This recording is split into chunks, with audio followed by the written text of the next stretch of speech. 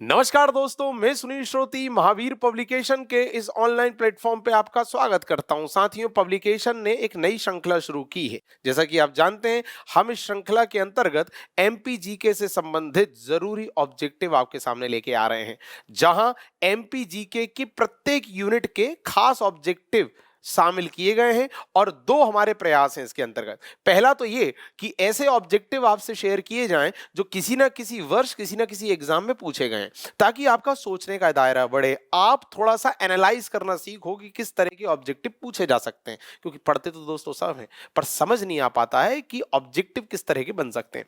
दूसरा हमारा पर्पस ये है कि किसी भी ऑब्जेक्टिव को आपके सामने रखने के साथ साथ हम उस पर दो तीन खास जो उसके बिंदु हैं उनकी भी चर्चा कर लें, ताकि यदि किसी बिंदु पर आगे पीछे का कुछ आ जाए तो आपसे बनना चाहिए। मतलब ओवरऑल ऑब्जेक्टिव पढ़ते पढ़ते ऑब्जेक्टिव तो आप देखेंगे ही, उनसे संबंधित जितने जरूरी तथ्य हो सकते हैं वो भी आप सुन लेंगे।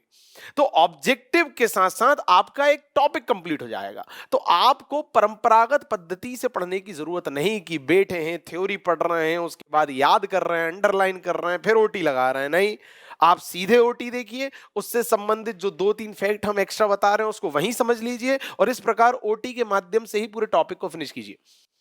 ये ओवरऑल प्रयास है दोस्तों। बट जैसा कि मैं आपको पहले भी स्पष्ट कर चुका हूं कि इस पूरी श्रृंखला में हर एक ऑब्जेक्टिव को समाहित कर पाना बहुत ज्यादा पॉसिबल नहीं है। तो हम केवल कुछ जरूरी झलकें आप तक ला सकते हैं। आपको पूरे ऑब्जेक्टिव देखने हैं, ज्यादा से ज्यादा क्वेश्चन सॉल्व करने हैं, तो पब्लिकेशन की पुस्तक आपको खरीदनी पड़ेगी। आपके लिए वीडियो और ज्यादा सार्थक हो जाएगा। ठीक, तो शुरुआत करें आज के लेक्चर की, जहां आज का हमारा टॉपिक है मध्य प्रदेश के प्रमुख साहित्यकार। देखें,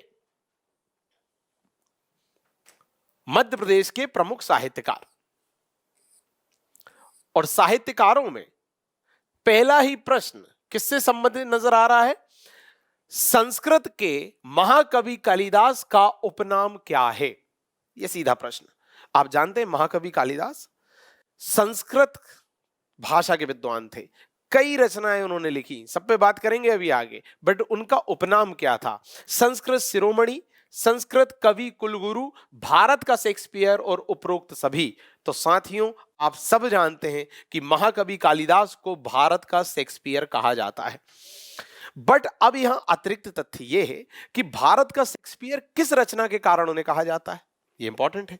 तो दोस्तों, अभिज्ञान शाकुंतलम जो उनकी रचना थी, मतलब एक नाटक था अभिज्ञान शाकुंतलम, उस नाटक के कारण महाकवि कालिदास को भारत का शेक्सपियर कहा जाता है। तो आपको यह भी पता होना चाहिए कि किस रचना के कारण कहा जाता है। चलिए आगे बढ़ते हैं।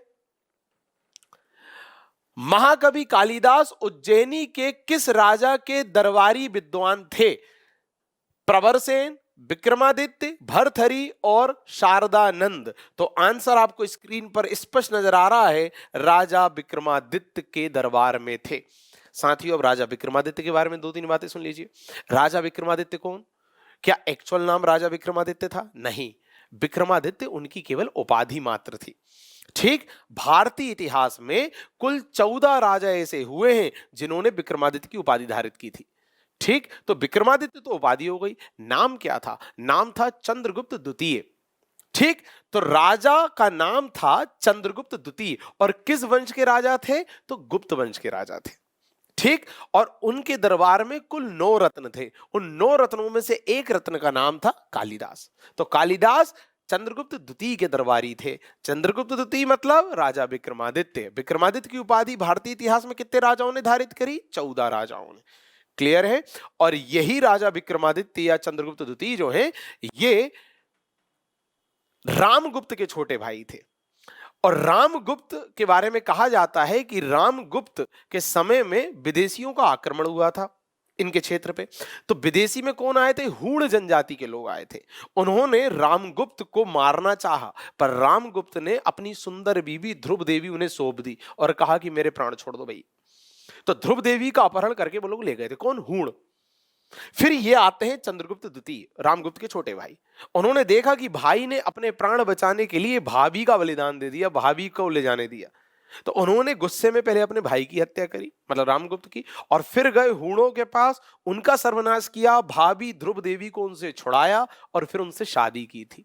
इस पूरी घटना को लिखा गया एक पुस्तक में जिसका नाम है देवी चंद्रगुप्तम। तो ये भी आता है कि देवी चंद्रगुप्तम किससे संबंधित है? देवी चंद्रगुप्तम ध्रुव देवी और राजा चंद्रगुप्त द्वितीय से संबंधित है। क्लियर? ये पूरी कहानी आपको पता होनी चाहिए। चलिए आगे बढ़ेंगे। संस्कृत के महाकवि कालिदास की पत्नी का नाम क्या था? पहला पिंगला, दूसरा विद्योतमा, तीसरा वासवदत्ता और चौथा आम्रपाली। तो साथियों आंसर है विद्योदत्ता, Vidyottama, I am sorry, Vidyottama उनकी पत्नी का वास्तविक नाम था। कालिदास की पत्नी का नाम विद्योतमा। अब आप देखिए कि जो ऑब्जेक्टिव कवर हो रहे हैं उसमें अब अकेले कालिदास नहीं है, कालिदास के आसपास के जितने बिंदु हो सकते हैं सबसे संबंधित ऑब्जेक्टिव। तो क्या है कि ऑब्जेक्टिव ही सॉल्व करके आपका टॉपिक कवर हो जाता है और आपको याद भी रहता है। ठीक है, यह खासियत है। चलिए आगे बढ़ते हैं।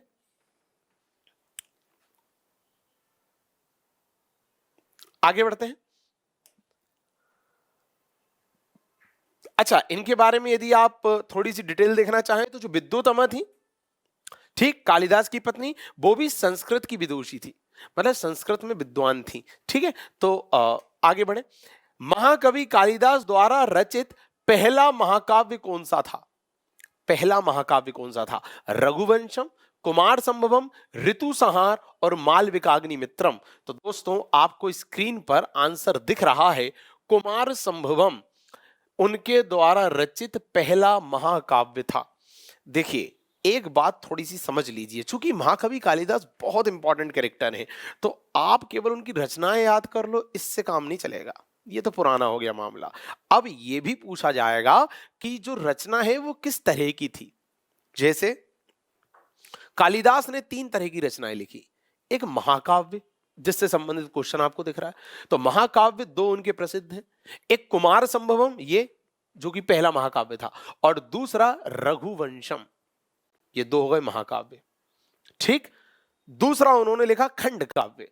खंड काव्य में है एक तो ऋतु संहार और एक मेघदूतम। तो खंड काव्य की कैटेगरी में आप लिख लेंगे ऋतु संहार और मेघदूतम।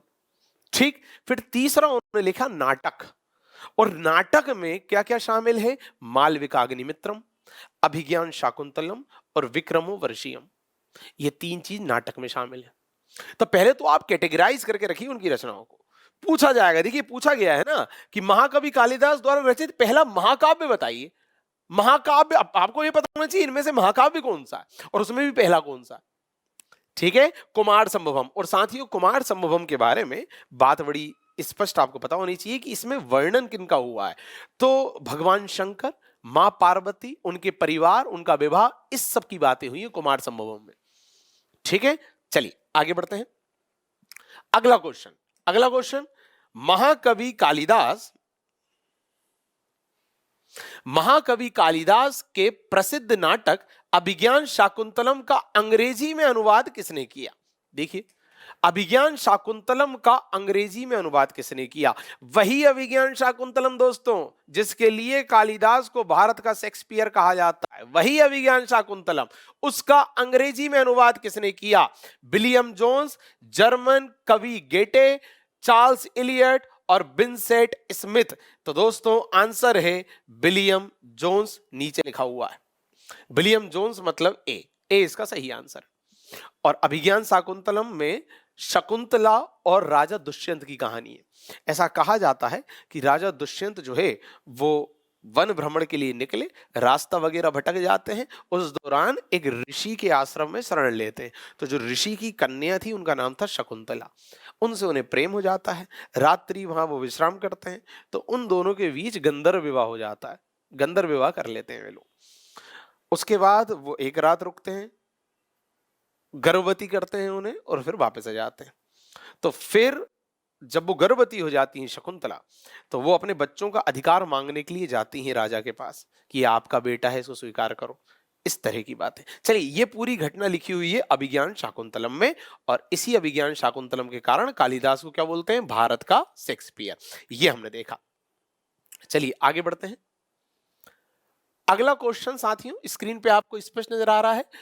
बालकृष्ण शर्मा नवीन द्वारा रचित महाकाव्य के रूप में कौन सी रचना है? बालकृष्ण शर्मा नवीन, उनकी रचनाएं निम्न में से कौन सी है? पहला उर्मिला, दूसरा प्राणार्पण, तीसरा विनोबा स्तवन और चौथा हम विष पाई जन्म के। इनमें से कौन सी रचना उनका महाकाव्य है? तो साथियों एक बात आप ये समझ लो कि ये चारों रचनाएं ही बालकृष्ण शर्मा नवीन की हैं। पर क्या उसने रचना पूछा? नहीं, उसने पूछा महाकाव्य। मैं क्या बोल रहा हूं, अब ये हो गया समय खत्म कि बस आप रचना रट लो और काम हो जाएगा। आपको ये भी पता होना चाहिए इसमें से महाकाव्य क्या है, इसमें नाटक क्या है, इसमें खंड काव्य क्या है, ये सब पता होना चाहिए। तो दोस्तों महाकाव्य जो है उसका नाम है उर्मिला। उर्मिला महाकाव्य है। जो प्राणार्पण है वो खंड काव्य है। ठीक, ये पता होना चाहिए। अच्छा, बालकृष्ण शर्मा नवीन के बारे में थोड़ी और बात कर लेते हैं। दोस्तों बालकृष्ण शर्मा नवीन जो हैं उनका संबंध शाहजहांपुर से। तो पहले तो आपको यह पता होना चाहिए कि मध्य प्रदेश के किस क्षेत्र से संबंधित हैं, तो शाहजहांपुर से संबंधित हैं। दूसरा, शर्मा जी जो हैं उनसे संबंधित एक समारोह का आयोजन भी होता है। कहां? शाहजहांपुर में ही। ये भी पता होना चाहिए क्योंकि वहीं उनकी जन्मस्थली है। और तीसरा, जो शर्मा जी हैं वो जो हमारी संविधान सभा थी, संविधान सभा मतलब जब इस देश का संविधान बन रहा था वो वाली सभा, उसके सदस्य थे। और चौथा और आखिरी बहुत इंपॉर्टेंट फैक्ट साथियों कि भारत का जो राजभाषा आयोग बना था जिसने बैठ के तय किया कि देश की भाषा क्या होगी, उस भाषाई आयोग में भी सदस्य थे बालकृष्ण शर्मा नवीन। तो बहुत इंपॉर्टेंट कैरेक्टर हैं। तो ये सारे तथ्य आपको पता होने चाहिए, एग्जाम में बनते हैं। चलिए आगे बढ़े। निम्न में से कौन सा विकल्प सही नहीं है? ओके, सही नहीं है। गीत फरोश भवानी प्रसाद मिश्र, रानी नागफनी की कहानी हरिशंकर परसाई, ठिठुरता हुआ गणतंत्र शरद जोशी और प्रलय सृजन शिव मंगल सिंह सुमन। तो साथियों इसका आंसर है सी, ठिठुरता हुआ गणतंत्र शरद जोशी का नहीं है, इनका नहीं है। ठिठुरता हुआ गणतंत्र भी हरिशंकर परसाई जी का है। ठीक, हरिशंकर परसाई जी जिनका जन्म होशंगाबाद में हुआ था, है ना।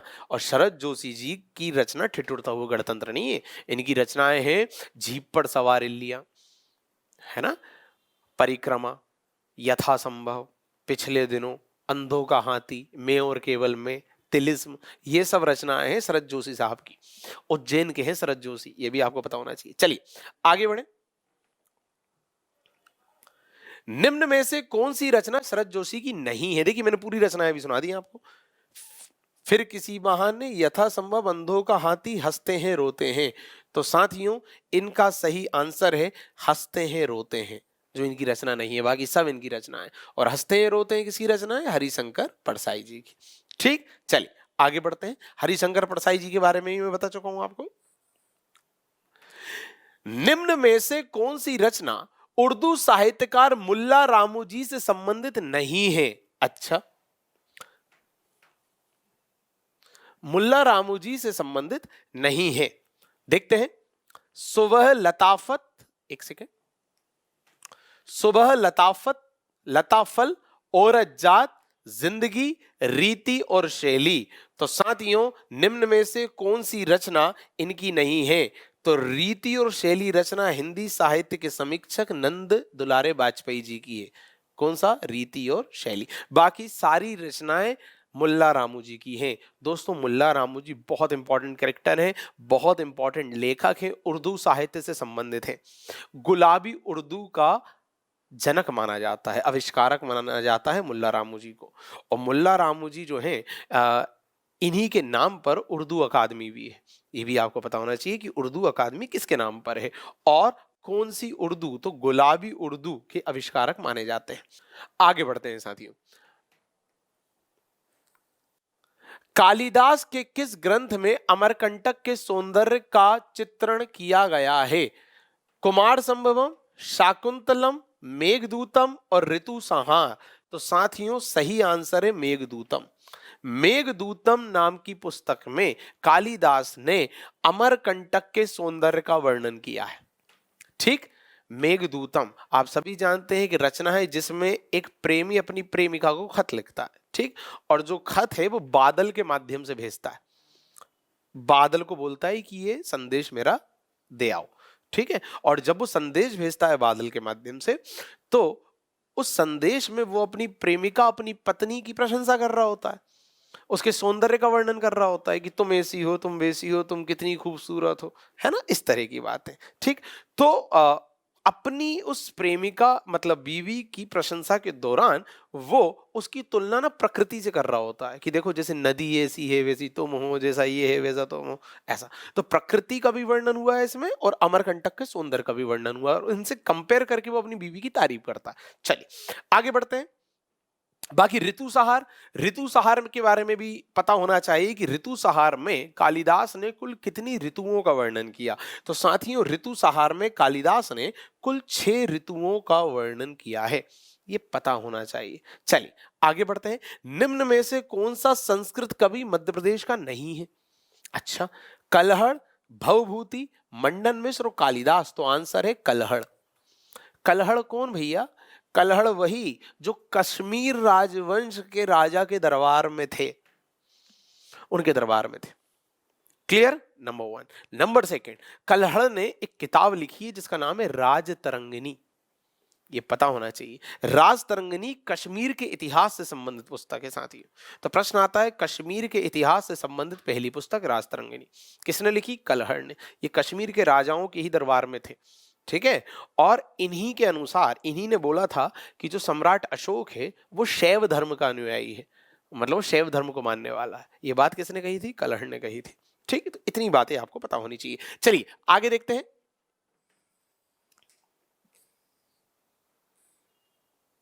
अगला प्रश्न, निम्न में से कौन सा नाटक कालिदास ने नहीं लिखा? कौन सा नाटक कालिदास ने नहीं लिखा भैया?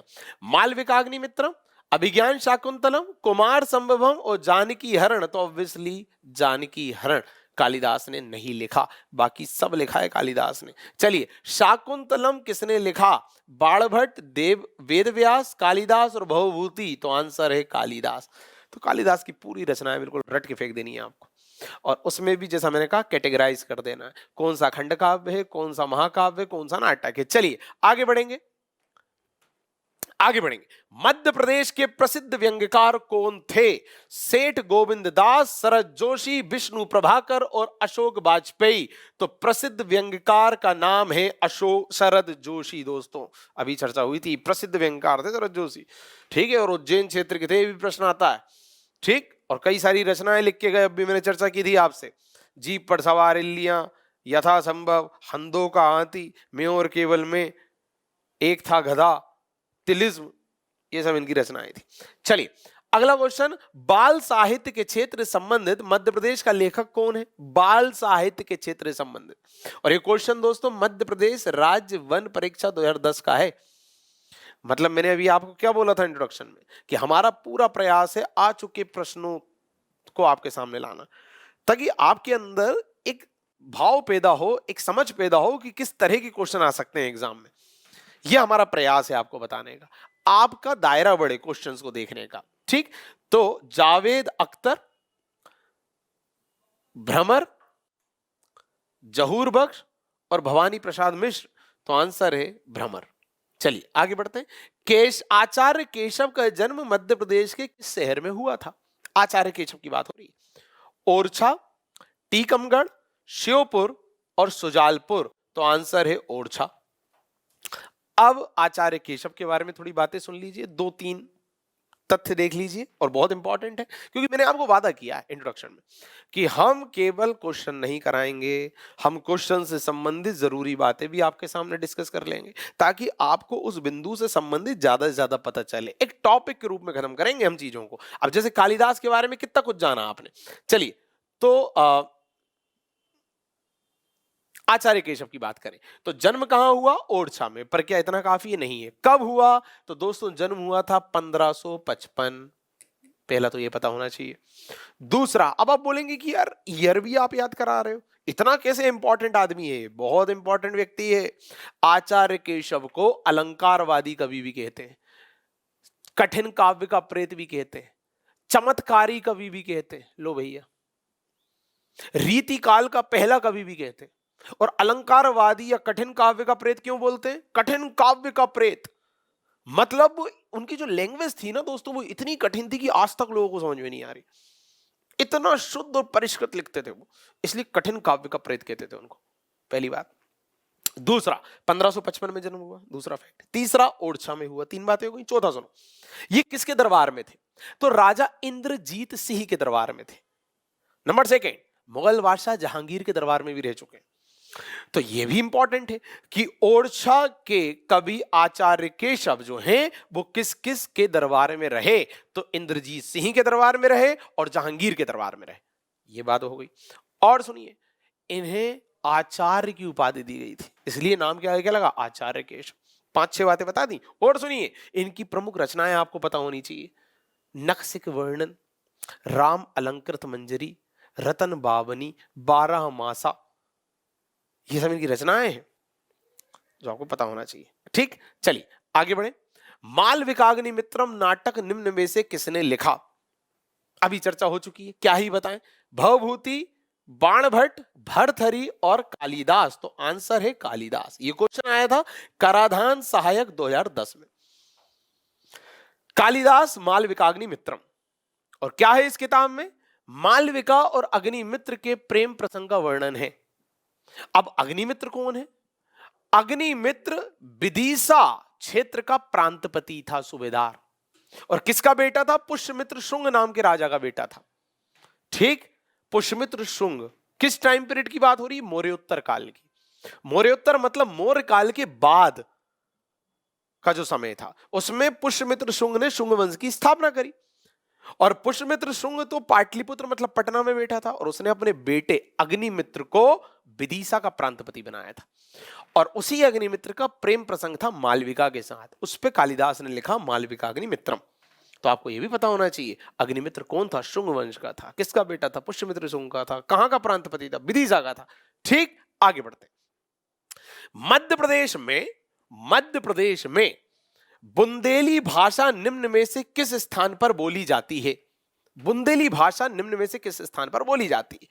शिवपुरी, सागर, इंदौर या भोपाल? तो दोस्तों सागर में बोली जाती है बुंदेली भाषा। ठीक, कराधान सहायक 2010 फिर आया हुआ प्रश्न। और देखो अब थोड़ी अलग वैरायटी का हो गया। अभी तक केवल लेखक उनकी रचनाओं तक ही सीमित थे, ठीक है, अब तो ये भी पूछ ली जा रहा है कि कौन सी भाषा किस क्षेत्र में बोली जा रही है। चलिए आगे देखते हैं। पंडित माखनलाल चतुर्वेदी का जन्म स्थल है? ए भोपाल, बी होशंगाबाद, सी सीहोर और डी रायसेन। तो साथियों इसका सही आंसर है होशंगाबाद, जिसे अब मतलब वर्तमान में नर्मदापुरम के नाम से जाना जाता है। पर साथियों एक बात याद रहे, होशंगाबाद के भी किस स्थल पर माखनलाल चतुर्वेदी जी का जन्म हुआ था? तो बाबई नाम के स्थान पर इनका जन्म हुआ था। तो होशंगाबाद का बाबई, ये आपको पता होना चाहिए। तो अब बाबई में भी कब हुआ जन्म? तो बाबई में इनका जन्म हुआ था अप्रैल 1889 में। साथियों 4 अप्रैल 1889 में इनका जन्म हुआ था और जनवरी 1968 में इनका देहांत हो गया था। इसके अलावा इन्होंने कई रचनाएं लिखी जो आपको पता होनी चाहिए। अमीर इरादे, गरीब इरादे, समर्पण, माता, युगचरण, छिजुरी काजल आज रही, हिम किरटनी, हिम तरंगनी, है ना, वेणुलो गुंजे, पुष्प की अभिलाषा, ये सब इनकी रचनाएं थी। और पुष्प की अभिलाषा तो माखनलाल चतुर्वेदी जी ने बिलासपुर जेल में बैठ के लिखी थी, ये भी पता होना चाहिए। चलिए तो आगे बात करते हैं। पद्माकर का जन्म मध्य प्रदेश के किस जिले में हुआ था? पद्माकर बहुत ज्यादा इंपॉर्टेंट। जबलपुर, सागर, इंदौर और खंडवा। तो दोस्तों पद्माकर का जन्म हुआ था सागर में, पता होना चाहिए। देखिए अब आपको वैरायटी, अच्छा ये क्वेश्चन भी कराधान सहायक 2012 में आया हुआ है। साथियों वैरायटी आप देखिए, हम यहां लेखकों की जन्मस्थली भी देख रहे हैं, हम यहां लेखकों की रचनाएं भी देख रहे हैं, हम ये भी देख रहे हैं कि रचना किस विधा में लिखी गई, मतलब खंड काव्य है, काव्य है, नाटक है, क्या है, हम ये भी देख रहे हैं कि भाषा किस तरह की है, हम ये भी देख रहे हैं कि किस शासक या किस शासन में उन्हें संरक्षण प्राप्त था, और हम ये भी देख रहे हैं कि इनके उपनाम क्या क्या रहे। भाई आचार्य केशव के इतने सारे उपनाम बताए है ना, उनके बारे में कहानियां बताई।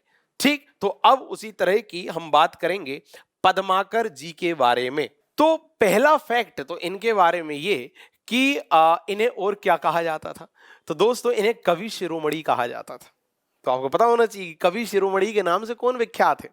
दूसरा, इनकी रचनाएं कौन कौन सी थी। तो रचनाएं थी गंगा लहरी, यमुना लहरी, राम रसायन, कवि पच्चीसी, प्रबोध पचासा, राजनीति की वंचनिका, ऐसी खूब सारी रचनाएं थी इनकी। ठीक, कौन, पद्माकर साहब। चलिए, समय के पांव किसकी कृति है, समय के पांव किसकी कृति है। तो साथियों, सुभद्रा कुमारी चौहान, बालकृष्ण शर्मा नवीन, भवानी प्रसाद मिश्र और माखनलाल चतुर्वेदी। तो समय के पांव भी माखनलाल चतुर्वेदी जी की रचना है।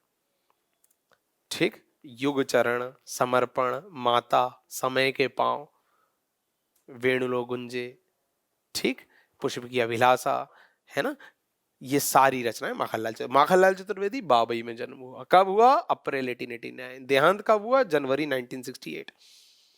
ठीक, इन्हीं के नाम पर माखनलाल पत्रकारिता विश्वविद्यालय भी है ना। चलिए आगे बढ़ते हैं। भोपाल में है पत्रकारिता विश्वविद्यालय, माखनलाल चतुर्वेदी जी के नाम पे। चलिए आगे बढ़ते हैं। ईसुरी मध्य प्रदेश के किस क्षेत्र के लोक साहित्य के कवि हैं। ईसुरी किस क्षेत्र के लोक साहित्य के कवि हैं। लोक साहित्यकार थे, साहित्यकार नहीं, लोक साहित्यकार। लोक साहित्यकार मतलब उस क्षेत्र विशेष की जो परिस्थितियां हैं उस पर अपनी अभिव्यक्ति देते थे, उस पर लिखते थे।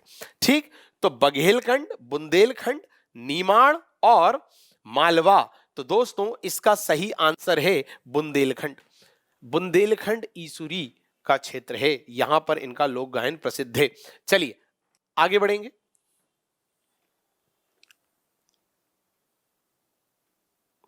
अगला क्वेश्चन, निम्न में से कौन सी पुस्तक कालिदास द्वारा लिखित नहीं है। कालिदास ने नहीं लिखी, कौन सी पुस्तक। मेघदूतम, कुमार संभवम, उत्तर रामचरितम और ऋतु संहारम। तो साथियों उत्तर रामचरितम कालिदास ने नहीं लिखी, बाकी सारी कालिदास की रचना है। ठीक है, और पर अच्छा, उत्तर रामचरितम किसकी। उत्तर रामचरितम रचना है भवभूति की, यह भी पता होना चाहिए। चलिए आगे बढ़े। रश्मि रेखा नामक पुस्तक का लेखक कौन था। गजानन माधव मुक्तिबोध, बालकृष्ण शर्मा नवीन, हरिशंकर परसाई और भवानी प्रसाद मिश्र। दोस्तों एमपीपीएससी प्रीलिम्स 2017 का क्वेश्चन है, देख रहे हो। पीईवी मतलब व्यापम से संबंधित जो क्वेश्चन आए वो भी हमने कवर करा है। एमपीपीएससी लेवल के भी क्वेश्चन हम देख रहे हैं, और आप जानते हैं एमपीपीएससी में भी लगभग 35 से 40 क्वेश्चन एमपी के होते हैं। 35 से 40 आपने यदि सारी वैरायटी कवर कर ली तो काम हो जाएगा। और ये तो एक झलक मात्र है, क्योंकि हम सीमित ऑब्जेक्टिव ला सकते हैं आपके सामने, क्योंकि हमारे पास वीडियो की भी एक निश्चित अवधि है कि कितने बड़ा वीडियो बना सकते हैं। बहुत ज्यादा बड़ा वीडियो आप भी नहीं देखेंगे। ठीक है, तो आप ज्यादा और वैरायटी चाहते हैं तो पुस्तक जरूर खरीदिए महावीर पब्लिकेशन की ऑब्जेक्टिव की। ठीक, तो कौन है जिसने रश्मि रेखा नाम की पुस्तक लिखी। गजानन माधव मुक्तिबोध, बालकृष्ण शर्मा नवीन, हरिशंकर परसाई या भवानी प्रसाद मिश्र। तो दोस्तों बालकृष्ण शर्मा नवीन जी की पुस्तक है रश्मि रेखा, अभी थोड़ी देर पहले चर्चा की थी। बालकृष्ण शर्मा नवीन वही जो शाजापुर से संबंधित हैं, संविधान सभा के सदस्य रहे, है ना। शाजापुर में उनका समारोह का आयोजन होता है, राष्ट्रभाषा आयोग के भी सदस्य थे, ये सब देखा था हमने। और इनकी रश्मि रेखा के अलावा और कौन सी हमने रचना देखी, हमने देखी थी उर्मिला, प्राणार्पण, है ना, हम बिस्पाई जन्म के, विनोबा स्तवन, ये सब देखा था। चलिए आगे देखते हैं। भवानी प्रसाद मिश्र जी का जन्म कहां हुआ। सागर, उज्जैन, इंदौर या होशंगाबाद। तो साथियों होशंगाबाद के टिगरिया ग्राम में भवानी प्रसाद मिश्र जी का जन्म हुआ था। होशंगाबाद भी काफी नहीं, आप ब्रैकेट में टिगरिया ग्राम भी लिख लेंगे तो और अच्छा हो जाएगा, कोई भरोसा नहीं भैया। और देखो ये प्रश्न भी एमपीपीएससी प्रीलिम्स 2017 में आ चुका है। आप वैरायटी देख रहे हो, एमपीपीएससी प्रीलिम्स 2017 में ही पुस्तक का नाम पूछा, और एमपीपीएससी प्रीलिम्स 2017 में ही एक लेखक का जन्मस्थली पूछ लिया। तो वैरायटी आपके सामने खुद है स्पष्ट कि भाई एक तो आप रचना कर लो, एक उनका जन्मस्थली कर लो, एक उनकी उपाधि कर लो, एक उनके उपनाम कर लो, ठीक है, एक आप कर लो किस राजा के दरबार में वो विद्यमान थे, दैट्स इट। चलिए, अच्छा, पर भवानी प्रसाद मिश्र जी ने कौन कौन सी रचनाएं लिखी? कई लिखी, गीत फरोश, गांधी पंचशती, अनाम तुम आते हो, बुनी हुई रस्सी, खुशबू के शिलालेख, सन्नाटा, ऐसी रचनाएं लिखी भवानी प्रसाद मिश्र जी ने। चलिए आगे बात करें। और होशंगाबाद में बार बार स्पष्ट कर दूं, वर्तमान का नर्मदापुरम, ठीक। चलिए, मध्य प्रदेश के कौन से हिंदी कवि ब्रह्म राक्षस के लेखक हैं? ब्रह्म राक्षस के लेखक कौन हैं? गजानन माधव मुक्तिबोध, राहत इंदौरी, उदय प्रकाश या मृणाल पांडे? आंसर है गजानन माधव मुक्तिबोध। गजानन माधव मुक्तिबोध जी ने रचना लिखी थी ब्रह्म राक्षस। और इसके अलावा इन्होंने क्या लिखा? इसके अलावा इन्होंने लिखा काठ का सपना, चंबल की छाती, विपात्रा, कामायनी पर पुनर्विचार, ये सारी रचनाएं थी इनकी। सतह से उठता आदमी, भूरी भूरी खाग धूल, चांद का मुंह टेढ़ा, साहित्यिक की डायरी, नई कविता का आत्मसंघर्ष, ये सारी रचनाएं इनकी गजानन माधव मुक्तिबोध की। चलिए, तो बाकी रचनाएं भी थोड़ा आप लिखते चलें, आपको मदद मिलेगी। आगे बढ़े। व्यंग्यकार शरद जोशी का जन्म कहां हुआ था? देखिए, अभी शरद जोशी के बारे में हमने बहुत डिटेल में बात की थी और उसी दौरान हमने चर्चा की थी उज्जैन की, कि उज्जैन में जन्म हुआ था। चांद का मुंह टेढ़ा अभी देखा हमने, देखिए अभी बताया मैंने आपको, चांद के मुंह टेढ़ा की रचना किसने की है? और देखो, डेयरी फेडरेशन रिक्रूटमेंट एग्जाम 2016 में आया हुआ।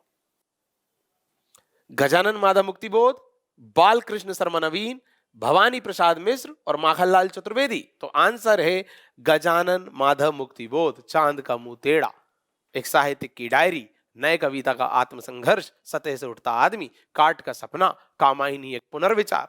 क्लियर? आगे देखते हैं। अगला क्वेश्चन है, राखी की चुनौती किसकी रचना है? देखिए, ये प्रश्न जो है, ये प्रश्न समग्र सामाजिक सुरक्षा विस्तार अधिकारी भर्ती परीक्षा 2 जुलाई 2017 में आया। 2 बजे वाला जो स्लॉट था। इसके अलावा जेल प्रहरी जो 21 जुलाई का हुआ, 12 बजे वाला स्लॉट, उसमें भी आया 2017 के एग्जाम में। क्या? राखी की चुनौती किसकी रचना है? माखनलाल चतुर्वेदी, फिराक गोरखपुरी, सुभद्रा कुमारी चौहान या हरिशंकर परसाई? साथियों, आंसर है सुभद्रा कुमारी चौहान जी। साथियों, सुभद्रा कुमारी चौहान बहुत बड़ा व्यक्तित्व है। सुभद्रा कुमारी चौहान जी जो हैं, इन्होंने अकेली ये रचना थोड़ी लिखी, राखी की चुनौती। अन्य रचनाएं क्या है? मुकुल, उन्मादनी, बिखरे मोती, त्रिधारा, नंदन वंशी फूल उठी, वह छोटी सी कुटिया मेरी, ये इनकी रचनाएं हैं। झांसी की रानी, वीरों का कैसा हो बसंत। क्लियर? ये सारी रचनाएं हैं सुभद्रा कुमारी चौहान जी की। और सुभद्रा कुमारी चौहान एक ऐसी लेखिका थी जो कि स्वतंत्रता संग्राम में भी अपनी सक्रिय भूमिका सुनिश्चित करा चुकी थी। जो झंडा सत्याग्रह चला था मध्य प्रदेश के जबलपुर में 1923 में, उसमें भी सक्रिय भूमिका इन्होंने निभाई थी और जेल भी गई थी। तो आजादी की लड़ाई के दौरान जेल जाने वाली मध्य प्रदेश की पहली महिला सुभद्रा कुमारी चौहान जी, ये भी पता होना चाहिए। चलिए, ये सब अतिरिक्त तथ्य हैं। आगे बढ़े। अमर कवि कालिदास डैश डैश डैश कस्बे से संबंधित थे? देखिए कब कब आया। ग्रुप 3, सब इंजीनियर, ग्रुप 4, पुलिस कांस्टेबल, इतने सारे एग्जाम में, पुलिस आरक्षक। उज्जैन, भोजपुर, होशंगाबाद, इंदौर। क्लियर है आपको कि उज्जैन से संबंधित महाकवि कालिदास। इतनी डिटेल में इन पे चर्चा हुई। अगला क्वेश्चन, पुष्प की अभिलाषा नामक रचना मध्य प्रदेश के किस प्रसिद्ध कवि की है? थोड़ी देर पहले बात हुई थी, माखनलाल चतुर्वेदी जी की, उनसे संबंधित है। देखिए ऑप्शन में नाम क्या दिए? हरिशंकर परसाई,